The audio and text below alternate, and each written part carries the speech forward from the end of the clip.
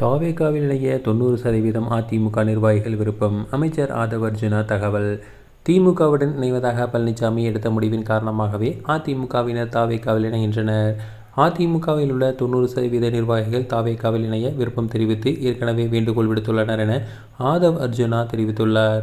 சென்னை பனையூரில் மாற்றுக் கட்சியினர் தாவேகாவில் இணையும் விழாவில் பேசிய அமைச்சர் ஆதவ் அர்ஜுனா, யார் மக்கள் முன்பு உறுதியாக நிற்கிறார்களோ மக்கள் அவர்களை தலைவராக உருவாக்குகிறார்கள். அப்படித்தான் அண்ணா, எம்.ஜி.ஆர்., ஜெயலலிதா உருவாக்கப்பட்டார்கள். அப்படித்தான் ஜோசப் விஜயும் உருவாக்கப்பட்டுள்ளார். எனக்கு அதிர்ஷ்டத்தின் மீது நம்பிக்கை இல்லை. ஆனால் செங்கோட்டையன், எம்.ஜி.ஆர்., ஜெயலலிதாவிடம் அமைச்சராக இருந்தவர். இப்போது முதல்வர் விஜயின் தலைமையிலும் அமைச்சராக உள்ளார். இந்த அதிர்ஷ்டம் யாருக்கு கிடைக்கும் என தெரிவித்துள்ளார். மதச்சார்பின்மை, சமூக நீதியை காக்கும் வகையில் காங்கிரஸ், இடதுசாரிகள், வி.சி.க., இந்திய முஸ்லீம் லீக் கூட்டணியை முதல்வர் உருவாக்கியுள்ளார். திமுக ஆட்சியில் முதல்வர் குடும்ப நிதி, அமைச்சர் நிதி, கட்சி நிதி, அதிகாரிகள் நிதி என ஊழல் இருக்கும். இன்று எந்த ஊழலும் இல்லை. இன்று முதல்வர் தொடங்கி அமைச்சர்கள் வரை, அதிகாரிகள் வரை எந்த ஊழலும் இல்லை என தெரிவித்துள்ளார். இன்று சிஎம்டிஏவில் வீடுகள் கட்ட ஒப்புதல் வாங்க பணம் கொடுக்க தேவையில்லை. பத்திரப்பதிவு, வருவாய்த்துறை, பொதுப்பணித்துறை, நெடுஞ்சாலைத்துறை என எந்த துறையிலும் ஊழல் இல்லை.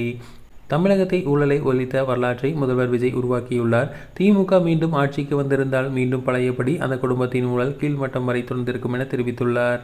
பிரச்சாரத்தில் சொன்னபடி முதல்வர் நேர்மையாக இருக்கிறார். முதல்வர் எவ்வழியோ அமைச்சர்களும் எம்எல்ஏக்களும் அவ்வழியே செயல்படுகின்றனர். எங்கள் கூட்டணி அமைச்சரவையில் காங்கிரஸ், வி.சி.க., இந்திய முஸ்லீம் லீக் இடம்பெற்றுள்ளன.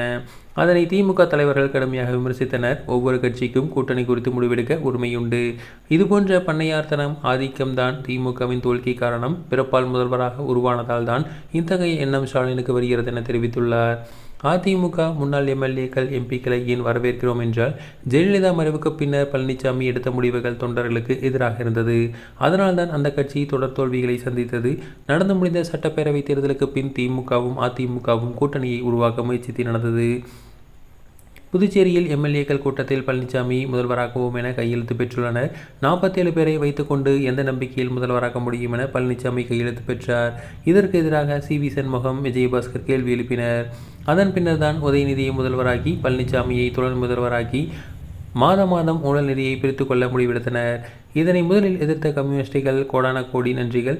இதனை எதிர்த்தே காங்கிரஸ், வி.சி.க., இடதுசாரிகள், ஐ.சி.எம்.எல். எங்களை ஆதரித்தனர். மக்கள் தீர்ப்புக்கு எதிராக ஆட்சி அமைக்க திமுக, அதிமுக, பாஜக சேர்ந்து ஒரு சூழ்ச்சியை செய்தது. இது உண்மையில் எம்.ஜி.ஆர்., ஜெயலலிதா தொண்டர்களுக்கு அதிமுக மீது கடும் அதிருப்தியை உருவாக்கியுள்ளது.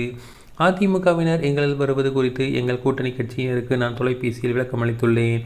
எந்த எம்எல்ஏவும் ஆஃபர் கொடுத்து நாங்கள் கூப்பிடவில்லை. எங்கள் தலைவர் அப்படிப்பட்டவர் இல்லை. முதல்வர் விஜய் மீது நம்பிக்கை வைத்து அவர்கள் வருகிறார்கள் என தெரிவித்துள்ளார்.